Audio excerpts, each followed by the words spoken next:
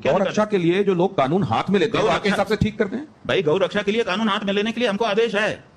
हमारे शास्त्र कहते हैं कि गौ हत्यारे को गोली मार दो, है आदेश। हमने अपने मन पे पत्थर रखा है और भारत की सरकार से अपेक्षा की है कि ये हमारे हृदय पर जो चोट है उसको दूर करेंगे। कानून दूर नहीं कर रहा है तो आखिर हिंदू कब तक ये सहता रहेगा? 75 से ज्यादा साल हो गए, हम छाती पे पत्थर रख करके बैठे हैं कि हमारी मां को मारा जा रहा है, कानून कुछ न कुछ हमारी मदद करेगा।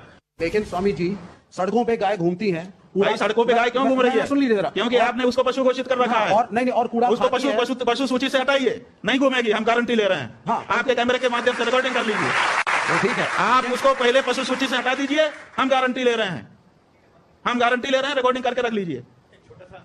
लेकिन आप उसको पशु सूची से हटाइए। प्रेम कुमार जी को एक बार ले आऊं, उसके बाद अवनीश जी आप एक्स्ट्रा आइए। कॉन्स्टिट्यूशनल नहीं हो जाएगा अगर हर नागरिक, हर धर्म, आप तो हिंदू धर्म के हर नागरिक नहीं, बहुमत।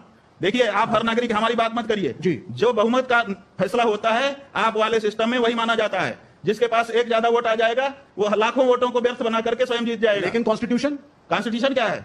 बहुमत ही तो कॉन्स्टिट्यूशन है। पुलिस बहुमत अगर होगा कॉन्स्टिट्यूशन बदल लोगे आप। लेकिन गौरक्षक दल कॉन्स्टिट्यूशन बदलने के लिए 400 पार की बात कही जा रही थी ना। आपके पास बहुमत हो, कॉन्स्टिट्यूशन भी बदल लीजिए। आपने 100 बार से ज्यादा बदल लिया है कॉन्स्टिट्यूशन को कि बहुमत के कारण।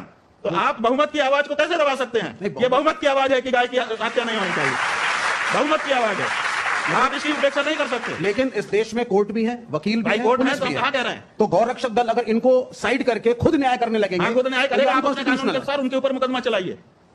हम उसको मान रहे हैं कि हम जिस देश में हैं उसका कानून मानेंगे। हम भारत में हैं, भारत का जो कानून है कि हमने हत्या की है तो उसके लिए हमको दंड जो तय मिले, वही तो हम कह रहे हैं कि उस व्यक्ति से गोली चल गई, उसने कहा कि मैं मुझसे गलती हो गई है, इससे ज्यादा क्या करेगा वो? स्वामी जी, लेकिन कानून को पालन ही तो कर रहा है और क्या कर रहा है? स्वामी जी, अगर आप कह रहे हैं कि शास्त्र के हिसाब से चलना चाहिए तो दूसरे धर्मों के भी तो शास्त्र हैं, वो अपने हिसाब से चलेंगे। हाँ तो चले ना, कहाँ मना कर रहे हैं? हम कहाँ मना कर रहे हैं? बिल्कुल हम यही चाहते हैं कि वो भी अपने शास्त्र के अनुसार चलें। क्यों नहीं अपने शास्त्र के अनुसार चलते हैं? उनके शास्त्र में लिखा रहा है कि सबसे उत्तम निवास वो है जहां पर पूरी तरह से इस्लाम हो। तो पूरी तरह से जहां इस्लाम है वहां क्यों नहीं चले जाते हैं? बताओ, हमारे बीच में क्यों रह रहे हैं वो? यही तो सवाल है।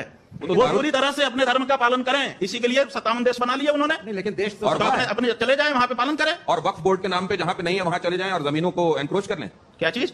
वक्फ बोर्ड के नाम पे जमीनें। भाई हमारा वही कहना है कि उनको ऐसे जहां पर उनके धर्म के अनुसार का वातावरण नहीं, उनको क्यों रहना चाहिए? विशेष करके तब जब धर्म के नाम पे उन्होंने हमारे देश का एक टुकड़ा बांट लिया। फिर वो दारुल हरम वाला जो कॉन्सेप्ट है वो फिर उसका क्या? वही हम कह रहे हैं कि उनको अपने धर्म के अनुसार रहने की छूट है, लेकिन वो अपने वातावरण में जाके करें, वो हमारे वातावरण में हमको रहना